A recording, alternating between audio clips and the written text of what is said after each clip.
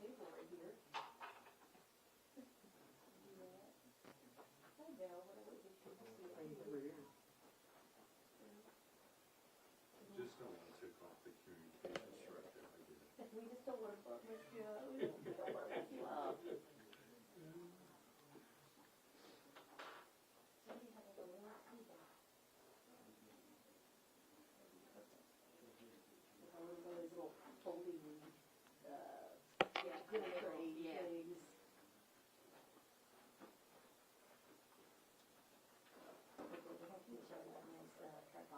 Oh, this is not even, this communications, I'm just helping her. If I had my tripod, I would give that to you, but it's broken. Okay.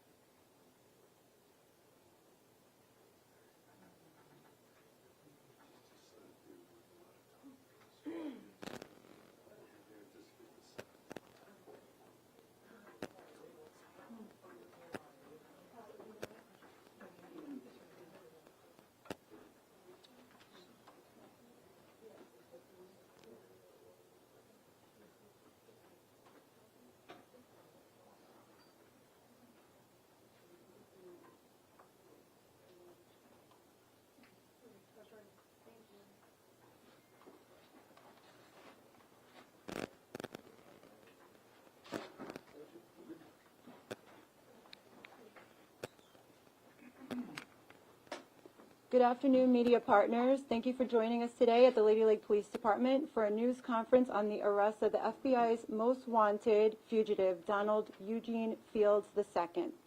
Today, you will hear from Lady Lake Police Chief Steve Hunt and FBI Supervisory Senior Resident Agent Greg Federico. Also with us today are Mayor Ed Freeman and Town Manager Bill Lawrence. Sergeant Michelle Bilbury and Corporal Andrew Eckert, who are credited with making this arrest, will be available to take questions. The arrest report and body cam video will be released to you immediately following this news conference. And now I'd like to introduce you to Chief Hunt. All right. Thank you for everybody coming to our small police department up here in northern Lake County at Lady Lake. It's just an honor to have everybody here to talk about this really significant arrest that we had. I'll tell you a little bit about the arrest, and we'll just kind of go from there. So, Sergeant Bilby was working on Saturday morning about 9:15, patrolling the 441 corridor, and saw a vehicle, a pickup truck. This license plate did not belong on the vehicle. So, doing a check of the plate, it did not belong. So she initiated a traffic stop, and the car pulled over into a parking lot on Rolling Acres Road.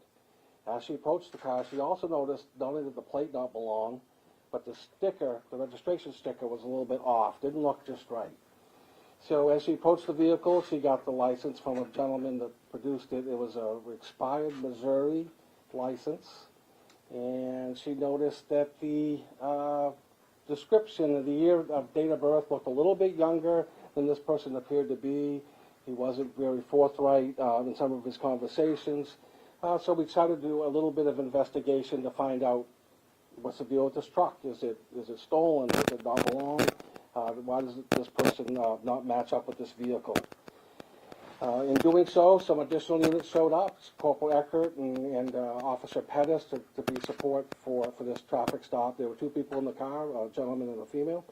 And as they began to dig a little bit more, again, they found inconsistent messaging with what the operator is telling them. Just the alarms are going off that he's not telling the truth. And as we dug a little bit more, we used a form of equipment called Rapid ID. It lets us do a fingerprint check to see what somebody's real name is. And lo and behold, it identified this person as Donald Eugene Fields II, and he happened to be on the FBI's top 10 most wanted list. And we did some more digging. All this is happening. I've been coordinating with a warrant that was out of St. Louis, out of one of the counties, Franklin County, I believe it was, and working with our partners at Lake County Sheriff's Department. They dispatch for our police department as well as all the other ones in this section of Lake County. So as they're digging and we're getting help from the dispatch centers and making the coordination of the calls, we were able to find identifying marks on this individual, and some tattoos and some other descriptors that led us to believe, in addition to the fingerprints, that this was actual Eugene Field, who was wanted for sex crimes in the state of Missouri as well as by the FBI. He was then taken into custody. You'll note that there was a small resistance of arrest, and the fact that he tried to pull away from the officers. The officers were able to get him quickly into custody without much issue. The lady that was with him was also upset, obviously, and so she had to be detained for a short period of time. We found that there were warrants for her arrest, but they were non-extraditable out of the state of Missouri. And at this point, I'll ask Special Agent in Charge, Greg Federico, to come and talk about the FBI's part of it. Then I'll come back and talk to you, answer some more questions, and go from there. Does that make sense? Thank you, Chief Hunt. Good afternoon. My name is Greg Federico. I am the Acting Assistant Special Agent in Charge for FBI Jacksonville. I also oversee FBI operations in this area of Florida, and I'm proud to be here today to share this news. Children from Florida to Missouri and beyond are safer today thanks to the diligence and brave actions of these officers and the Lake County Sheriff's Office dispatchers. The FBI added Donald Eugene Fields II to our 10 most wanted fugitive list after he was charged in a federal court in Missouri with one count of sex trafficking of children. He was also charged with statutory rape, statutory sodomy, child molestation, and witness tampering in the Franklin County, Missouri Circuit Court. But he failed to show up for court in March of 2022. We knew that he had a pattern of traveling to Florida because he used to co-own a property in the Tampa area, so we put that information out to the public, as well as our law enforcement partners. We now know that since that time, Mr. Fields made changes to his physical appearance, and that was one of the ways he was able to evade detection and avoid accountability until his capture this weekend. I'll leave the details of the arrest to Chief Hunt, but I want to commend the officers for their diligence and bravery. Fields and a female passenger that he was with both initially attempted to conceal their true identities, but the officers pushed for more information. They relied on their instincts and their investigative skills to end the fugitives' run from justice. I can confirm that FBI agents did speak with both Fields and the female. Her identity was confirmed, and she was not taken into custody. Fields' identity was also confirmed through his fingerprints, as well as a large tattoo near his shoulder, which was featured in the original wanted poster. He was held by Lake County Sheriff's Office over the weekend, and we also want to thank them for their assistance in the assistance that the dispatch center provided during the time of the stop. He was scheduled to make his appearance in federal court in Ocala about 30 minutes ago. We are waiting on an update on his likely extradition to Missouri, and when that happens, it will be a coordinated effort between agents of FBI Jacksonville and FBI St. Louis.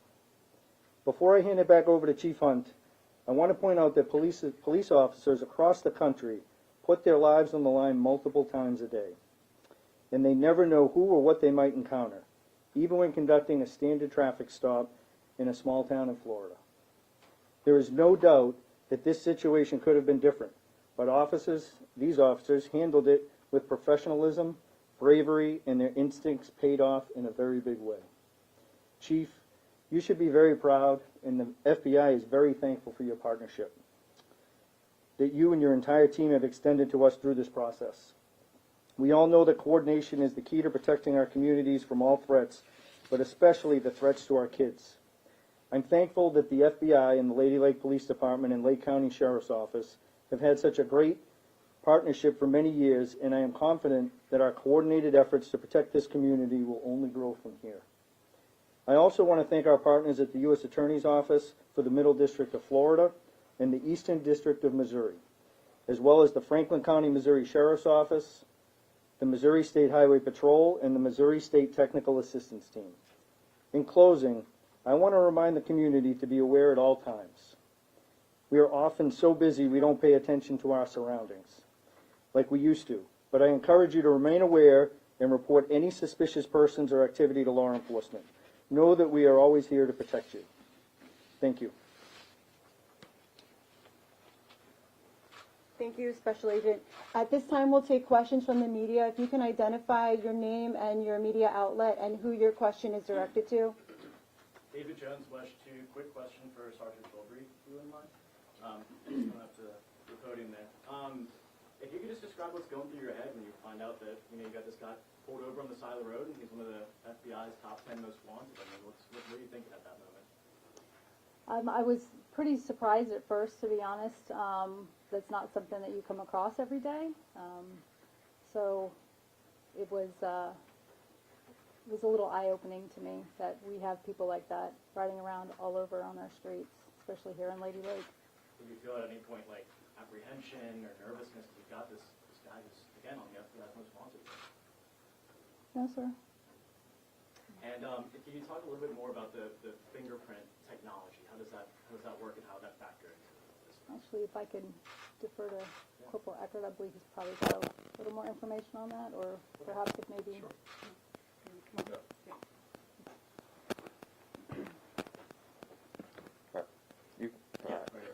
The fingerprint technology, it is a small machine. It's connected via Bluetooth to the computer and Florida Department of Law Enforcement. It runs through FCIC and CIC. We collected the fingerprints, and shortly, probably 30 seconds later, big red flag came back and produced this guy's information. Emily McLeod, News 6 WKMG. This question could be for the both of y'all. So Sergeant Bilbury, did you notice the license plate and the license seemed odd? Was this a fake license plate and a fake ID? So the license plate that was on the vehicle was not assigned to that particular vehicle based on the description of it. In addition, the sticker for the expiration that was on there was a fraudulent sticker. And I know the Lady Lake Police Department, you all recently got a lot of new technology. One of our other reporters, Eric Von Anken, did a piece on the new body cams and the investment this police department has seen. Is that fingerprint technology? Is that part of the new equipment that you all received, as well as your body cams? I think I'll let Chief take this. Okay, yeah, Chief, yeah, absolutely. That's a great question. I'm really happy to answer it. So I came to the police department here 2 years ago, and we were in desperate need of some upgrades, right? So we did not have body cameras at the time. We did not have our dash cameras were kind of a hodgepodge. And so we went to the commission and spoke with them, and we had just great support from Mayor Freeman, the town commissioners, town manager, to make some upgrades to some of our equipment. It's helped to make us safer, more transparent, more available to the public, and also to capture areas where we need to learn and do better. And so we made an investment for body cameras. So shortly after we came on, we were able to get body cameras for all. Dash cameras are up to speed, and then additional taser units. Shortly thereafter that, we had trouble recruiting people. We are a small department. We have 32 officers, and we were down to, we just recently got to 32, so we were 30 an allocation. And we were one time down to 21 with one person doing a long-term deployment, so we were down 10 officers essentially. And we were having difficulty attracting good people. Our neighbor, Leesburg, did an ad campaign to start out paying $61,000, and we just weren't getting anybody to come here that starting pay at $47,000. Talked to the commissioners, talked to the mayor. We worked on a plan, and so we raised starting pay here significantly by 30% pay increase. So our starting pay now is $63,000. We're starting to attract some really, really talented people. And in that, we also did a firearms transition. We were working on getting more cutting-edge training so the officers are safer. Just investing in our people so they can help make this community safe. And part of the conversation is, even though Lady Lake is a wonderful community with 16,000 people, fabulous folks live here, it's a dangerous road. The 441, as you guys know, from Ocala down to Orlando, it's Orange Blossom Trail. And occasionally there's some folks out there that are dangerous. And so we need to have our police officers and our skill sets and our levels up to the highest that they can be to keep them safe so we can help keep you safe. And so that's what we're working towards. That's our goal. And it's been a really great mission. Sergeant and Corporal Ecker, they're not, and even myself, this is new to us, right? So we're not used to having lots of cameras in our room. But we're proud of what we do, and we don't need a lot of credit, but this is a great moment. We took somebody off the street that's going to be held accountable for some accused crimes that are horrific. And as a lifelong career police officer, 40 years, I'm super proud of them and how they handle their business on a daily basis. And I can't emphasize that enough. And the partnerships that we have with the FBI, Lake County, our local partners here, the FDLE, we just work really well together. It's really unique, to be honest with you. I came down from Bangor, Maine, after working a long time up there, and this is just a unique environment here that I'm really proud to be part of. Kelsey Cairns, Fox 35 News. Was Eugene living with anyone? Did he have any family here, or did he just rent a place, buy a place down here? How was he able to stay in Florida as long as he did before he was eventually captured by your awesome officers here? So, let me answer that. So he absconded in 2023. We were put on their list, I believe, on or about. And I think he'd been pretty transitory throughout Florida and maybe even back and forth to some degree. But they thought there was a potential he'd been in this area, and he was living with a female, and I'm not sure if it was his girlfriend or his wife, but we're living in a pretty transitory neighborhood, lots of people coming and going, and he did nothing to put himself out there that would make him noticeable, I think. Chief, Emily with News 6 again. Do we know how long he was in this area? So, obviously, this just happened on Saturday morning, right? Sure. With the arrest, so the investigation is ongoing. So, as it continues, there'll be additional information provided. And regarding the investigation, that's out of St. Louis, Missouri. I'm here today to commend the officers of Lady Lake and to show our appreciation from the FBI for everything that they did apprehending them. But the case-specific steps would be better addressed with St. Louis. So in the superseding indictment, where it mentions that he had traveled to Florida from eastern Missouri to elicit sexual activity with a minor, 18 years or younger, in Florida, do we know if that was Central Florida? Was that near Tampa? Do we have any other details on where that crime? Yeah, I'd have to defer to them. I apologize, but they're investigating the case from there. We got involved upon his arrest here by the Lady Lake Police Department, so the specifics on that I have to defer to St. Louis. Thank you, Bill. Ish Fording, Village's Bailey Son. How many years have you each been with the police department here? I've been with the Lady Lake Police Department for 5.5 years. And I'm approaching 3. If I could ask another question of Sergeant Bilbury, if you wouldn't mind coming up to the microphone, please. Thank you. So, when you realized you had taken into custody, or you had found somebody that was on the FBI's top 10 most wanted list, I imagine you have to keep your composure in that moment. So kind of tell me about your training that you've received as an officer here at the Lady Lake Police Department when you encounter something like this. What do you do to stay composed? So the main thing that we did, and when I say we, Corporal Eckert was very much a part of this, just as much as me. You'd like to come over Yeah, here? absolutely. So once it was discovered, and we were investigating based upon the scars and the tattoo, we continued to call him by the false name that he provided because we didn't want to alert him that we were really on to what his true identity was. So. Some quick thinking there. So on the ID, it had his fake name on it. So the ID actually came back, it was 2 years expired. It was a real ID belonging to another person who looked similar to him, but was a decade younger than him.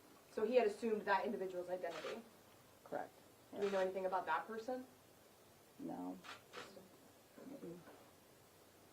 Kelsey Cairns, Fox 35, Sergeant Bilbury, Sergeant Eckert. Would you say that your training within the Lady Lake Police Department really prepared you to make an arrest like this and really find someone on the top 10 most wanted list? And training definitely helps you prepare for any situation. I mean, it's no different in the long run how just stopping someone for stealing a pack of chips out of a store. Just how we maintained it, scene security, kept everyone safe. End of the day, we did the job and got the bad guy in jail. Jesse Walden with Special News 13. I'm not sure who wants to answer this, but the female that was with him, is she in custody? Is she being charged with anything? It sounded like she was trying to keep his identity hidden as well. Sure. Yeah, refer that to the FBI and their So investigation. she was not charged by any, she did not face any local charges, and part of the investigation would be deferred also to the FBI's office. But no local charges were placed upon her.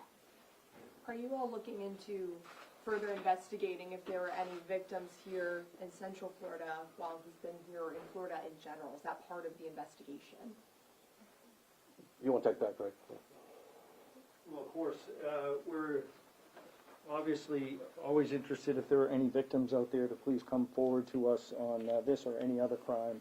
And I would refer you to call 1-800-CALL-FBI is a number that you can call if you have information regarding anything that you want to report to the FBI. So, as I said, the investigation is ongoing, but I would encourage any victims or witnesses of crimes to report them either to us or to the local police agencies who will, if it's something that we would address, would get a hold of us. And I think you can tell today that we work very well together.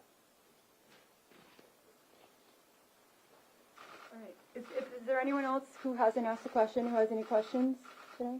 Good, very good. Thank you all for coming. And again, I will send you the arrest report in email and the body cam video directly after this. If you have any questions, please let me know. And I will also give you the contact for the FBI PIO in Missouri. Thank you all for coming. Appreciate it. Thank you, everybody. Thank you too.